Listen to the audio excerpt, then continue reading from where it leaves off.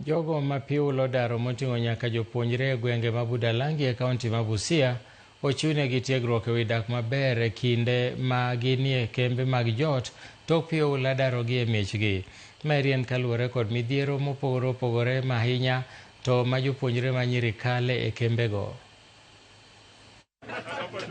Ngima ok yot e kambi. Mine, jodongo, nyaka nyithindo duto tiyo kod klese kaka kuonde jot tok pioula darogi e miechegi.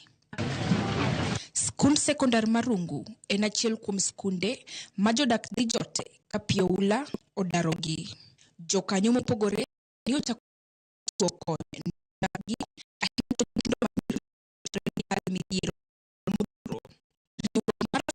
African Women Educationalist FAWE koriwore kod Tend County ma Busia osechako kenge mag chiwo kony ne jogo ma ula osedaro e miechgi. Haya mafunzo yatanifaa kwa sababu kuna vitu vingine ambavyo tulikuwa tumevilemea na tunavihimiza, na pia kufanya marekebisho katika shule zetu ili wanafunzi wa kike wasiwe na ugumu katika mandhari ambayo watakuwa wanasomea. Unapata hisia za ule mtu ambao alikuwa nazo huko, tabia za wale watoto wengine zinakuja hapa kwa mishano watoto wengine. Sasa inafika wakati watoto kama walikuwa watoto watatu wenye wako na tabia mbaya, itafika wakuwe watoto hata 100. Inatokea hapo tunapata watoto wanaanza kupata mimba za mapema.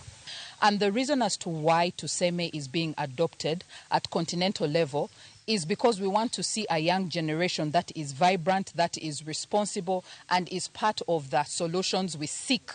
Tiegruok ma ichiwo en mano mar neno ni jodak, jopuonjre kod joma odak e alworago obedo kanyakla maonge akwede kendo bero ngimagi. Nimekuja hapa for training na haya masomo ya FAWE imeweza kunisaidia kama mimi mtoto msichana kuwa na ujasiri wa kuweza kusimama mbele ya watu na kuweza kujieleza shida zangu.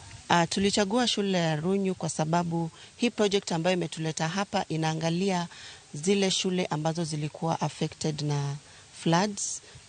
Wale watoto ama jamii ambayo iko karibu na hiyo shule ilikuwa waliweza kuhama juu ya floods. Sasa unapata wakati mtu ametoka kule alikuwa kuna changamoto mingi ambazo pia kuna wanafunzi ambao hawakuweza kuendelea na masomo yao. Tiegruok makamano mar ndalo abich e kendo mamoko konyo e weche mag ria e kembego kod school konywando nyaka nyithindo mayowuoyi. Katika hii project tunajaribu kuempower girls. Tunaelewa kwamba wale girls ambao ni displaced from displaced communities, kuna zile changamoto ambazo ni unique kwa these girls during education.